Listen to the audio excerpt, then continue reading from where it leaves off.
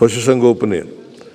ಜಾನುವಾರುಗಳ ಆಕಸ್ಮಿಕ ಸಾವಿನ ಸಂದರ್ಭದಲ್ಲಿ ರೈತರು ಅನುಭವಿಸುತ್ತಿರುವ ಸಂಕಷ್ಟ ನಿವಾರಣೆಗೆ ಅನುಗ್ರಹ ಯೋಜನೆಯನ್ನು ಜಾರಿಗೆ ತರಲಾಗಿದೆ.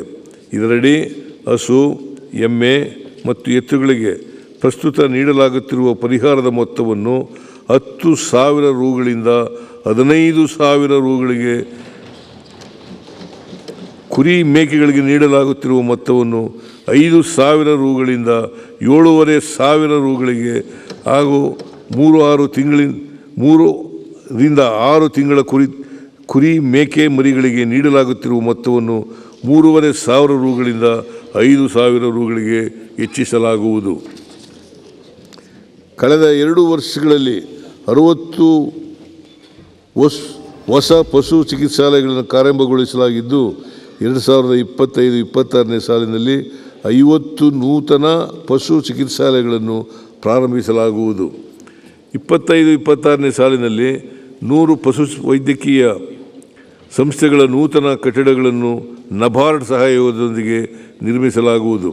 ಅಮೃತ್ ಮಹಲ್ ಕಾವಲುಗಳಲ್ಲಿನ ಭೂ ಒತ್ತುವರಿ ತಡೆಯಲು ಹಾಗೂ ಅಮೃತ್ ಮಹಲ್ ರಾಸುಗಳಿಗೆ ಮೇವು ಲಭ್ಯವಾಗುವಂತೆ ಮಾಡಲು ಅರಣ್ಯ ಇಲಾಖೆ ಹಾಗೂ ನರೇಗಾ ಸಹಯೋಗದೊಂದಿಗೆ ಮೇಲಿನ ಮರಗಳ ನಿಡುತೋಪು ಅಭಿವೃದ್ಧಿಗೊಳಿಸಲಾಗುವುದು.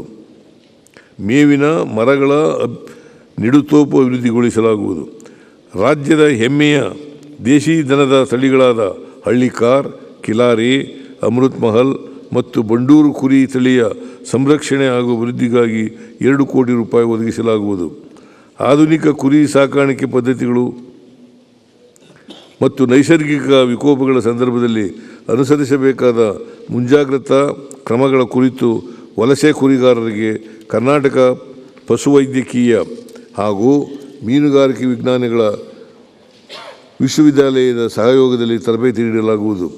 ನಮ್ಮ ಸರ್ಕಾರವು ಅಸ್ತಿತ್ವಕ್ಕೆ ಬಂದ ನಂತರ ನಂದಿನಿ ಬ್ರ್ಯಾಂಡ್ನ ಮಾರುಕಟ್ಟೆಯನ್ನು ವಿಸ್ತರಿಸಿ ರಾಷ್ಟ್ರೀಯ ಮತ್ತು ಅಂತಾರಾಷ್ಟ್ರೀಯ ಮಟ್ಟದಲ್ಲಿ ರಾರಾಜಿಸುವಂತೆ ಮಾಡಿದೆ.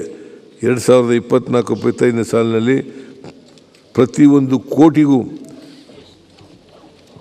ಪ್ರತಿದಿನ 1 ಕೋಟಿಗೂ ಹೆಚ್ಚು ಲೀಟರ್ ಹಾಲನ್ನು ಶೇಖರಿಸಲಾಗಿದೆ.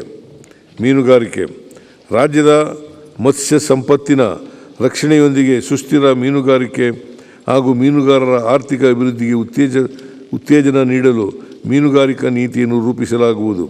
ಮಂಗಳೂರಿನಲ್ಲಿರುವ ಮೀನುಗಾರಿಕೆ ಕಾಲೇಜಿನ ಪ್ರಸ್ತುತ ನಿಗದಿಪಡಿಸಿರುವ ವಿದ್ಯಾರ್ಥಿಗಳ ಸಂಖ್ಯಾಬಲವನ್ನು ದ್ವಿಗುಣಗೊಳಿಸಲಾಗುವುದು.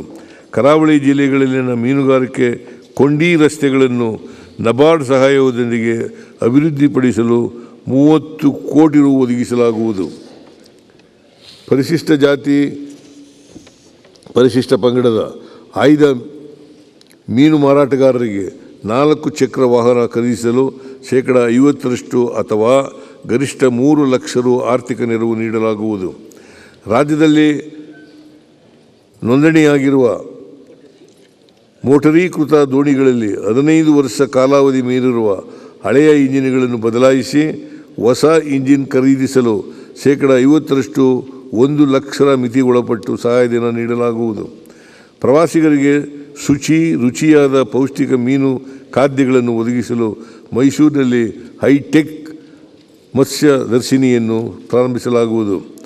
ಮಲ್ಪೆ ಮೀನುಗಾರಿಕಾ ಬಂದರಿನ ವಾಹನ ದಟ್ಟಣೆ ನಿರ್ವಹಿಸಲು ಮಲ್ಟಿ ಲೆವೆಲ್ ಪಾರ್ಕಿಂಗ್ ವ್ಯವಸ್ಥೆಯನ್ನು ಸಾರ್ವಜನಿಕ ಖಾಸಗಿ ಸಹಭಾಗಿತ್ವದಲ್ಲಿ ನಿರ್ಮಿಸಲಾಗುವುದು. ಆಳ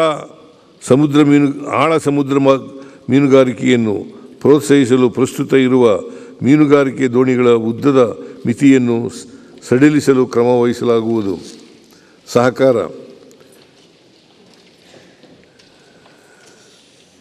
2024-25ನೇ ಸಾಲಿನಲ್ಲಿ 21,78,00,000 ರೈತರಿಗೆ 18,960 ಕೋಟಿ ರು ಕೃಷಿ ಸಾಲ ವಿತರಿಸಲಾಗಿದೆ. ರಿಯಾಯಿತಿ ಬಡ್ಡಿ ದರದಲ್ಲಿ ನೀಡುವ ಪುನರ್ಧನದ ಮಿತಿಯನ್ನು ನಬಾರ್ಡ್ 50% ಕಡಿಮೆ ಮಾಡಿದ್ದರೂ ಸಹ ನಿಗದಿತ ಗುರಿಯನ್ನು ಸಾಧಿಸಲು ನಾವು ಬದ್ಧರಾಗಿದ್ದೇವೆ. ಪ್ರಸಕ್ತ ಸಾಲಿನಲ್ಲಿ 37 ಲಕ್ಷ ರೈತರಿಗೆ 28,000 ಕೋಟಿ ರು ಸಾಲವನ್ನು ವಿತರಿಸುವ ಗುರಿ ಹೊಂದಲಾಗಿದೆ. 23-24ನೇ ಸಾಲಿನ ಬೆಳಗಾವಿ ಅಧಿವೇಶನದಲ್ಲಿ ಘೋಷಿಸಿದಂತೆ ಡಿಸಿಸಿ ಹಾಗೂ ಪಿಕಾರ್ಡ್ ಬ್ಯಾಂಕುಗಳ ಸಂಬಂಧಿಸಿದ ಮಧ್ಯಮಾವಧಿ ಮತ್ತು ದೀರ್ಘಾವಧಿ ಸಾಲಗಳ ಮೇಲಿನ 240 ಕೋಟಿ ರು ಬಡ್ಡಿಯನ್ನು ಮನ್ನಾ ಮಾಡಲಾಗಿದೆ. ಯಶಸ್ವಿನಿ ಯೋಜನೆಯಡಿ ಇಲ್ಲಿವರೆಗೆ 700 ನೆಟ್ವರ್ಕ್ ಆಸ್ಪತ್ರೆಗಳು ನೋಂದಣಿಯಾಗಿದ್ದು, ಈ ಆಸ್ಪತ್ರೆಯಲ್ಲಿ ಇದುವರೆಗೂ ರಾಜ್ಯಾದ್ಯಂತ 59,000 ಫಲಾನುಭವಿಗಳು 103 ಕೋಟಿ ರು ಮೊತ್ತದ ಚಿಕಿತ್ಸೆ ಪಡೆದಿರುತ್ತಾರೆ. ಪ್ರಾಥಮಿಕ ಕೃಷಿ ಪತ್ತಿನ ಸಹಕಾರ ಸಂಘಗಳ ಕೇಂದ್ರ ಪುರಸ್ಕೃತ ಗಣಕೀಕರಣ ಯೋಜನೆಯಡಿಯಲ್ಲಿ 93 ಕೋಟಿ ರುಗಳಷ್ಟು ಬಿಡುಗಡೆ ಮಾಡಿ ರಾಜ್ಯದಲ್ಲಿ 110 ಸಂಘಗಳ ಗಣಕೀಕರಣವನ್ನು ಪೂರ್ಣಗೊಳಿಸಲಾಗಿದೆ. ಪ್ರಸಕ್ತ ಸಾಲಿನಲ್ಲಿ 3,000 ಸಂಘಗಳನ್ನು ಸಂಪೂರ್ಣವಾಗಿ ಗಣಕೀಕರಿಸಲು ಉದ್ದೇಶಿಸಲಾಗಿದೆ.